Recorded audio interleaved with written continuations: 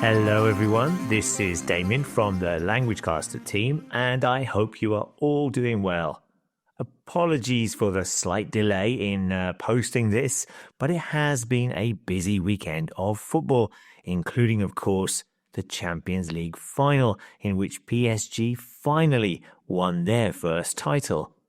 So welcome to this week's football phrase, which of course is when we look back at some of the football language from the weekend. And today we look at the word margin, and in particular the phrases biggest or widest margin and small margins.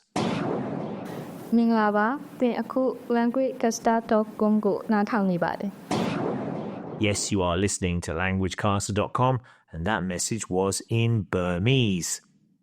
Now, as we mentioned at the start of the show, PSG, that's Paris Saint-Germain, finally won their first Champions League title after defeating Inter 5-0 at the weekend. It was a heavy defeat for the Italian side. In fact, it has been described as a thrashing, a 5-0 thrashing, a hammering, and that they were taken apart. To take apart a team means that their opponents easily defeated them and scored lots of goals.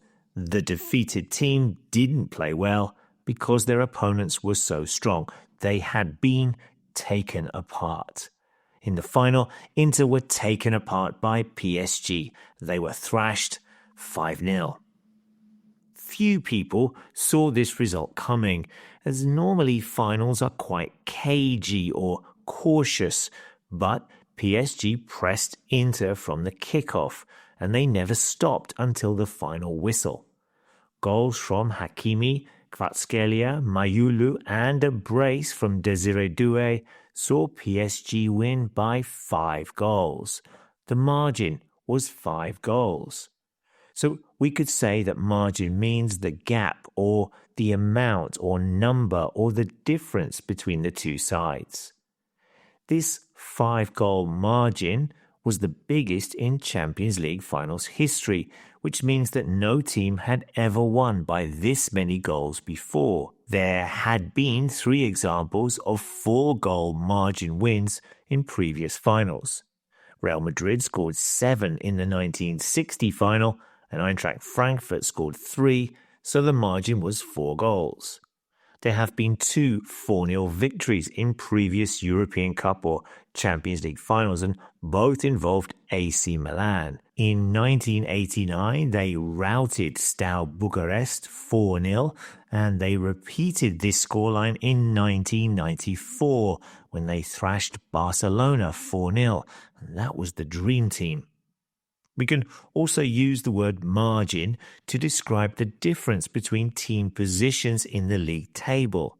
So, for example, if a team wins the league by a wide margin, it means they easily won the title. On the contrary, if they win by a slim or narrow margin, then they only won by a small amount of points, maybe 1 point or maybe just goal difference. Manchester City's famous last-minute title win in 2012 was won by the slimmest of margins.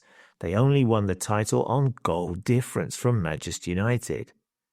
The biggest title-winning margin in Premier League history was 19 points by Manchester City in 2018, so the gap was 19 points. The runners-up were 19 points behind City. One other example of the word margin being used in football is the phrase small or fine margins, which describes little things that can help to have a big effect on the result of a game. So, for example, if a team are at home, they have an advantage over their opponent, a small margin.